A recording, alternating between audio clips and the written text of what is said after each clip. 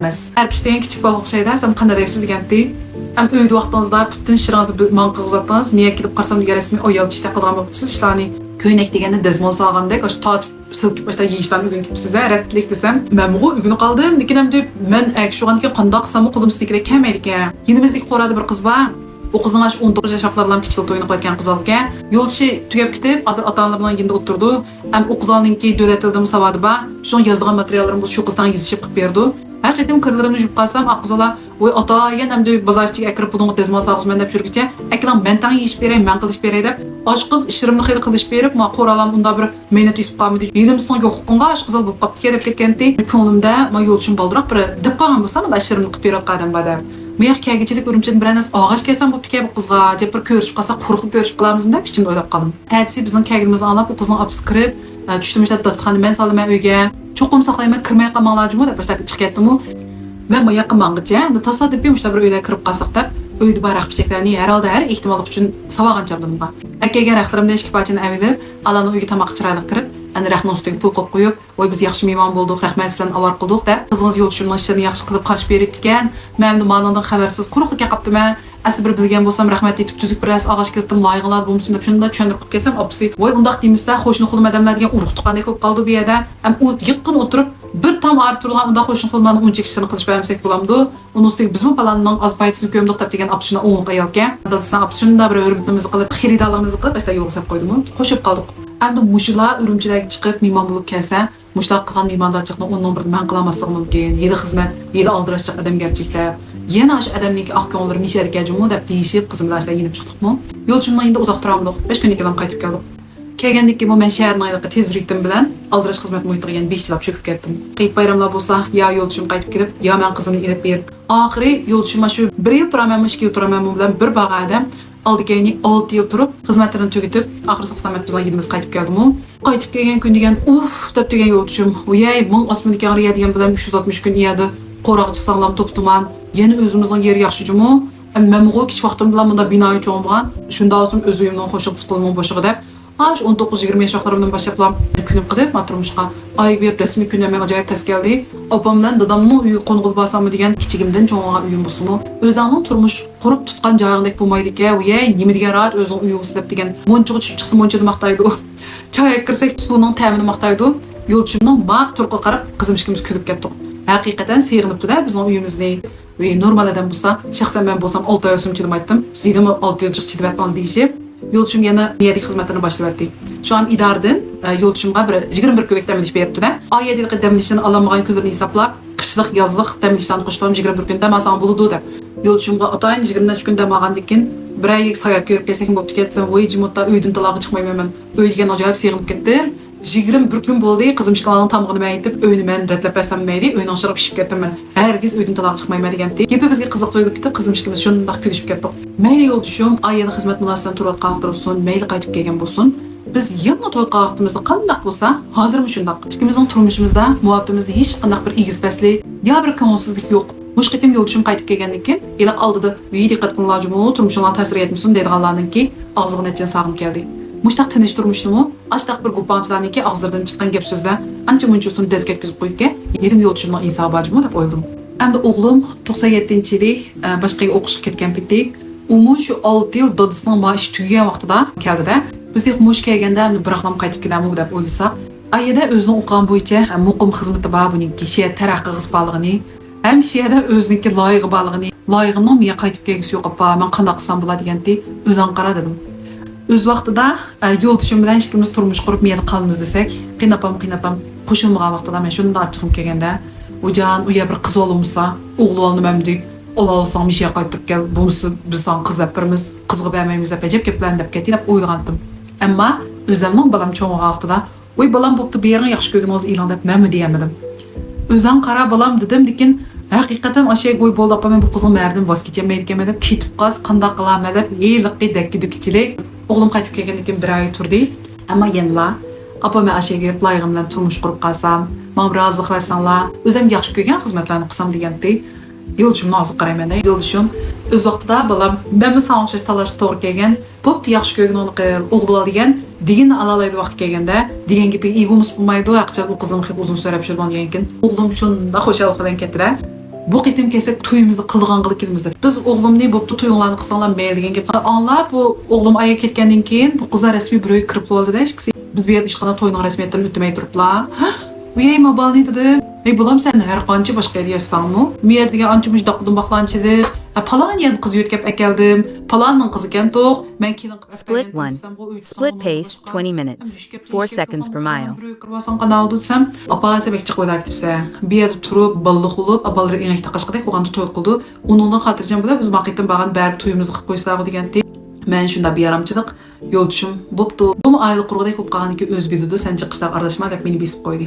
6 yil jarayonida ma qizimninkimi o'qishni biroq qurib tutib, buning xizmat ishlarini o'ylashmasak bo'lmaydigan keldi-da. Biz hozir qizimga xizmat o'qishib, qaysi idoraga imtihon bersak bo'ladi deb turgan vaqtida yo'lchimning yurtidan, shu yo'lchimning dadasining qattiq og'riqligi to'g'rida xabar keldi. Yo'lchim ham miyig bamiz bo'lmaydi-da, birashib qolamiz deb ko'nglimni o'ylab ketdim. Ham ularning yashir cho'ngib qolgan, yashinib qolgan, shunda olsinmi, ham ko'nglimning tish yaxshi, salomatlik yaxshi turib bergan bo'lsa bizga yaxshi deb o'yladim. Yo'lchim beriblam 3 kun o'tgandan keyin xabar keldi, dadam ketib qoldi deb. Shular miyadan men o'zimning ota-onamni ilib, va qizimni ilib, yo'lchimning yurtiga berib, biroq yo'lchimning dadasini qiynatamni uzitib, acha turib biz qaytib keldik. Yo'lchim hamda bir ish gapni o'tkazib, opamga mir olib, anadan boray degandi. Bu deb yo'lchim yer qoldi. Aldidimi yo'lchim xizmat qilayotganda ota-onam faqat bir ishga satib ham yo'lda deb bergandim-ku. Shular bir kuni telefon qilsam, olmaydi yo'lchim. Bir vaqt o'g'ani qaytiribdi. Voy telefon qilsam olmaysiz qadamdan sirtib desam, men xizmat qilgandagi palanlarning uyiga bir yo'qlikda yutaydim deb chiqib ketgan. Telefonim yerda opamning uyida qolibdi deb. Biz qizimni ilib borganda, men yo'lchim ishlayotgan yerda qizi yo'lchimning ishini qilish bir kelib bir oylikni deb berdim-ku. Shularning yiniga berib, achani bir yo'qlaytib keldim degandi. Ha bo'pti, ularimiz yog'iz vaqtda sizga tazamralik bo'lgan dedim. U ishdan bek jiqmi o'ylab ketmadim. Yo'lchim qiynapamni endi bir oydek turib qaytib keldi. Qizimni o'zi yaxshi ko'rgan kasb bo'yicha xizmatlarga o'rlashtirib oldik. O'zimning ota-onamni xiyli qiyirib maqchib qolgan vaqtda bu oldin xabar olmasak bo'lmaydi. O'g'illar odatda ota-onalarga unda ko'ngil bo'lib qilib bo'lmaydi ekan. Ota-onamizningki uydirib berib, uy tozalab, ancha-muncha ashtamoqlarga qarishib, oldin xabar edib doktorxonalarda tomoq to'shiydigan vazifa bakrak shu singlimchikimizning zimmasiga o'tgandi-da. Bu chog'da qizimning xizmatlarga o'rlashib, tomoqlarni etib, men uyda bo'lsammi, hamda dadasining ishkisining qo'sqini o'tsin chiqidek bo'lgandan keyin, men opam bilan dadamning yiniga berib kelib, to'liq vaqtda opam doktorxonaga yetib qolsa, shu singlimchikimiz navbatlashib qarab, boshqa qilib shurdik. 2014-yilda qiynatamni uzatgan. Bu cho'nglar xuddi bir-birisiga tortishib turgandek lam 2005, 2006, 2007 uda ash mening ota-onam, yo'lchimning opasi, qiynapam, cho'nglarimiz keyin-keyindan ketib qoldi. Yo'lchim ikkimizning shunda ko'nglimiz sundi. Bizdan tanishgan orasida ota-onalari bunda cho'ng yoshgacha yashaganlar asosan ozdi. Ikkimizning ota-onalarimiz bor, qolgan vaqtimiz yinib bora olamiz deb shunda ko'nglimiz to'xtay arayal ikkimizning. Keyin-keyindan kelgan maishlar ikkimizga bir xil ig'ir kelib qoldi-da. Мың yaşımız 50'den aştı. Biz mi çoğulup bir aldığımızga kelin, köğül kirgidek, nevrlik oğudek bop kaldık degen taqdirda mı? Adamның yanında atansı boğandek bir toqlıq olmaydı ki köğülde. Turmuşumuz xatircem bir-birimizin köğülüge qarab, köğülümüzü ayap ötümüz degen bilen mi? İşkilimizin kendi atanımızda arılgan dekin, micazlarımızda anca-munca bir özgürüşler bop kaldı. Anca-munca öyle çiçildiğen bop kaldık. Çiçilip qalğan taqdirda mı? Başqaladek undaqlıq sen ben deyişdiğen uruş yok yani aramızda. Yani köğülümüzü ayayımız, eğer bekrek köğül ağırçışlar bop qalsa, ya men besilme der Allah, ya yo'lchim sirqi chiqdi, bir ish soatni o'tkazib kelib kirsa, ani bosma ochiqchiliklar o'tib ketdi deb sal o'pkimizni besib olamiz. 2010-yilga kelganda qizimning to'yini qildik. O'g'lim 2 balaga dadim bo'lib ketdi. Miyakil to'yinglarni qilib qo'yaylik desak, biz o'z oldimizga bunda alam do'stlarimizni chaqirib qildik apa to'yini, biyakil unda cho'ng to'y qildik. Bizga hech kimning to'yiga bormasak, uningda musulmonning to'yini berib, mening bolalarim miyalik to'ylarni bir ko'rib baqsin.